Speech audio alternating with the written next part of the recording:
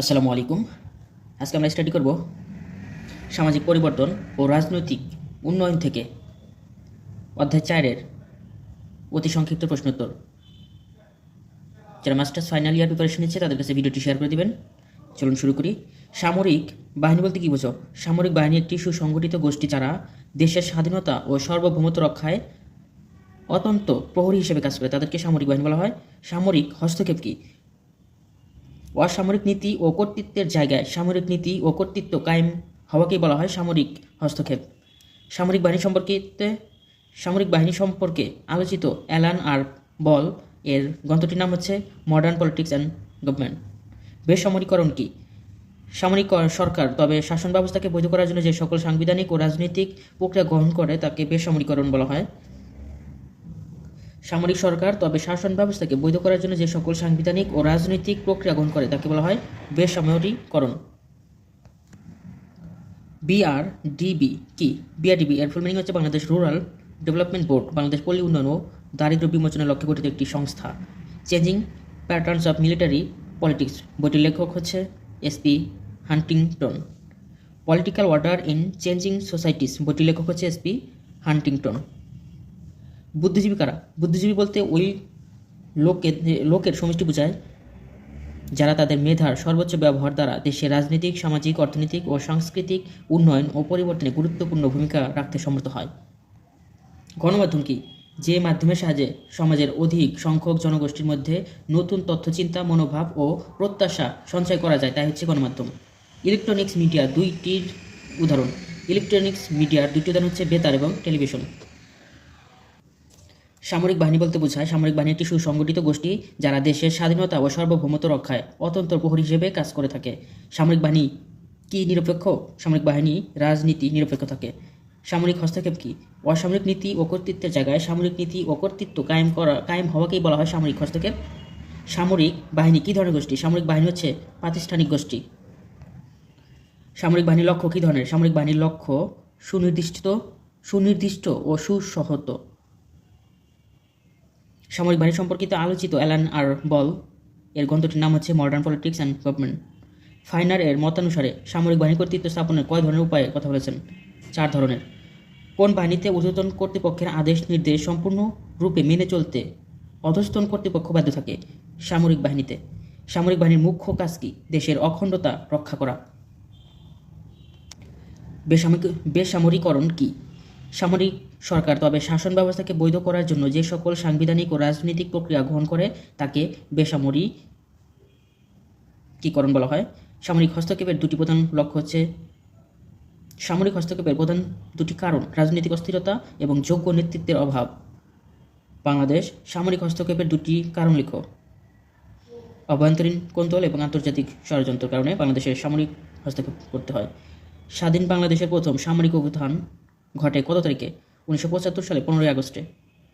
বাংলাদেশে দ্বিতীয় সামরিক অভ্যুত্থান ঘটে কত তারিখে? 1975 সালে 3রা নভেম্বরে। একটা হচ্ছে 15 আগস্ট আর একটি হচ্ছে 3রা নভেম্বরে সামরিক শাসন ঘটে। কত তারিখে খন্দকার মোশতাক আহমেদ ইন্ডেমনিটি অধ্যাদেশ জারি করেন? 1975 সালে 26শে সেপ্টেম্বরে। কাদের নেতৃত্বে বাংলাদেশে দ্বিতীয় সামরিক অভ্যুত্থান ঘটে? ব্রিগেডিয়ার খালেদ মোশাররফ এবং কর্নেল সাফায়েত জামিলের নেতৃত্বে। সাফায়েত জামিল। 3রা নভেম্বর রাতে জেল হত্যাকাণ্ডের শিকার হয়েছিলেন কোন 4 জন নেতা? সৈয়দ নজরুল ইসলাম, এম মনসুর আলী, তাজউদ্দিন আহমেদ এবং এইচ.এম. কামরুজ্জামান। কত তারিখে খালেদ মোশাররফের বিরুদ্ধে সিপাহী জনতার বিপ্লব সংঘটিত হয়? 1975 সালে 7ই নভেম্বরে। কত সালে কর্নেল তাহেরের মৃত্যুদণ্ড কার্যকর করা হয়? 1976 সালে 21শে জুলাই। কত তারিখে জেনারেল জিয়াউর রহমান প্রধান সামরিক আইন প্রশাসক নিযুক্ত হন? 1976 সালে 29শে নভেম্বরে। লিডারশিপ ক্রাইসিস ইন বাংলাদেশ গ্রন্থের লেখক হচ্ছে জিলুর রহমান। জিয়া সরকারের শাসন ব্যবস্থাকে বৈধ করার জন্য গৃহীত 4টি ব্যবস্থার নাম হচ্ছে রাজনৈতিক দল বিধি প্রণয়ন, সংবিধান সংশোধন, রাষ্ট্রপতি নির্বাচন ও রাজনৈতিক দল সংগঠন।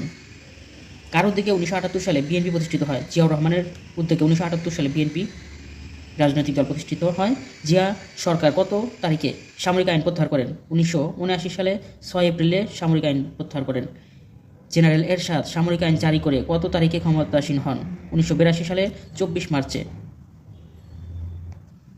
জেনারেল এরশাদ সমগ্র দেশকে কয়টি সামরিক আইন অঞ্চলে বিভক্ত করেন? 5টি। 1982 সালে সামরিক শাসন জারির 4টি কারণ ছিল: বিএনপির অভ্যন্তরীণ কোন্দল, আইন শৃঙ্খলা পরিস্থিতির অবনতি, অর্থনৈতিক দুরবস্থা এবং এরশাদের রাজনৈতিক অভিলাষ। 1990 সালের গণঅভ্যুত্থানের প্রধান উদ্দেশ্য কী? স্বৈরশাসনের অবসান। এরশাদ সরকারের পতনের 4টি কারণ: অবৈধভাবে ক্ষমতা দখল, অর্থনৈতিক সংকট, শাসন ক্ষমতা কেন্দ্রীয়করণ, প্রহসনমূলক নির্বাচন। সামরিক শাসন কি? সামরিক বাহিনী যখন দেশে কোনো রাষ্ট্রীয় ক্ষমতা গ্রহণ করে শাসন কার্য পরিচালনা করে তাকে সামরিক শাসন বলা হয়। পাকিস্তানের প্রথম সামরিক আইন কত সালে জারি করা হয়? 1958 সালে প্রথম সামরিক আইন জারি করে হচ্ছে পাকিস্তান। 1958 সালে পাকিস্তানে কে সামরিক শাসন জারি করে? সামরিক শাসন জারি করে ইস্কান্দার মির্জা। সামরিক শাসনের 2টি বৈশিষ্ট্য: সংবিধান স্থগিত আর একটা হচ্ছে প্রচার মাধ্যম নিয়ন্ত্রণ। সামরিক শাসন জারির 2টি ফলাফল: সংবিধান বাতিল আর একটি রাজনৈতিক দল নিষিদ্ধ। সামরিক শাসন কত প্রকার? 2 প্রকার।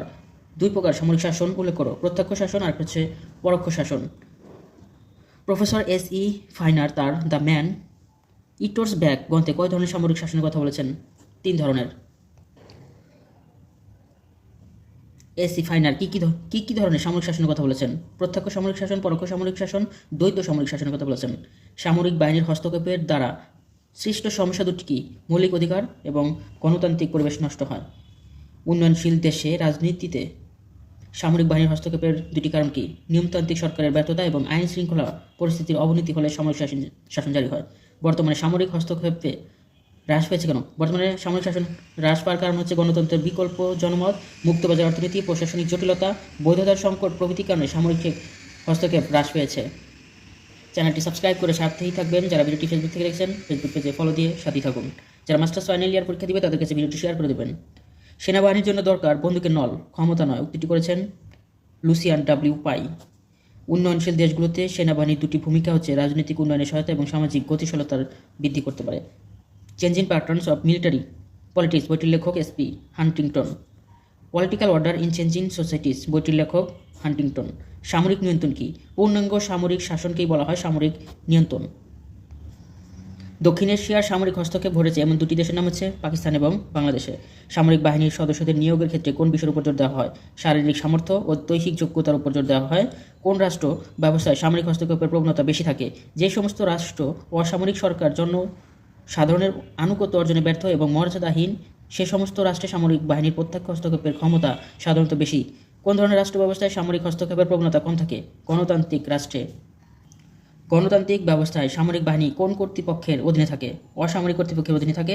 কোন বাহিনীর যথার্থ জাতীয় স্বার্থ ও সংহতি রক্ষক ও পৃষ্ঠপোষক? সামরিক বাহিনী। স্বদেশপ্রীতি ও আত্মত্যাগের গুণাবলী যে বাহিনীর মধ্যে সঞ্চারিত থাকে? সামরিক বাহিনীর মধ্যে। বুদ্ধিজীবী কারা? বুদ্ধিজীবী বলতে ওই সমস্ত লোকদের বোঝায় যারা তাদের মেধার সর্বোচ্চ ব্যবহার দ্বারা দেশের রাজনীতিক, সামাজিক, অর্থনৈতিক ও সাংস্কৃতিক উন্নয়ন পরিবর্তনে ভূমিকা রাখে। বুদ্ধিজীবী ইংরেজি প্রতিশব্দ হচ্ছে ইন্টেলেকচুয়ালস। এর প্রতিশব্দ হচ্ছে বুদ্ধিজীবী। বাংলাদেশের 2জন বুদ্ধিজীবীর নাম হচ্ছে শহীদ মুনীর চৌধুরী এবং শহীদুল্লাহ কায়সার। সামাজিক পরিবর্তনের বুদ্ধিজীবীদের 2টি ভূমিকা হচ্ছে শিক্ষা বিস্তার এবং সাংস্কৃতিক পরিমার্জন। রাজনৈতিক উন্নয়নে বুদ্ধিজীবীদের 2টি ভূমিকা: জাতীয়তাবাদের বিকাশ এবং রাজনৈতিক শিক্ষাদান। গণমাধ্যম কি? যে মাধ্যমের সাহায্যে সমাজের অধিক সংখ্যক জনগোষ্ঠীর মধ্যে নতুন তথ্যচিন্তা, মনোভাব ও প্রত্যাশা সঞ্চার করা হয় তাই হচ্ছে গণমাধ্যম। গণমাধ্যমের ইংরেজি প্রতিশব্দ হচ্ছে ম্যাস মিডিয়া। ম্যাস মিডিয়া বাংলার প্রতিশব্দ গণমাধ্যম। গণতান্ত্রিক রাষ্ট্রের কোনটি আবশ্যক? গণমাধ্যমের স্বাধীনতা দরকার।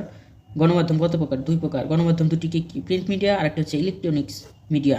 প্রিন্ট মিডিয়ার 2টি উদাহরণ হচ্ছে সংবাদপত্র এবং ম্যাগাজিন। ইলেকট্রনিক্স মিডিয়ার 2টি উদাহরণ হচ্ছে বেতার এবং টেলিভিশন।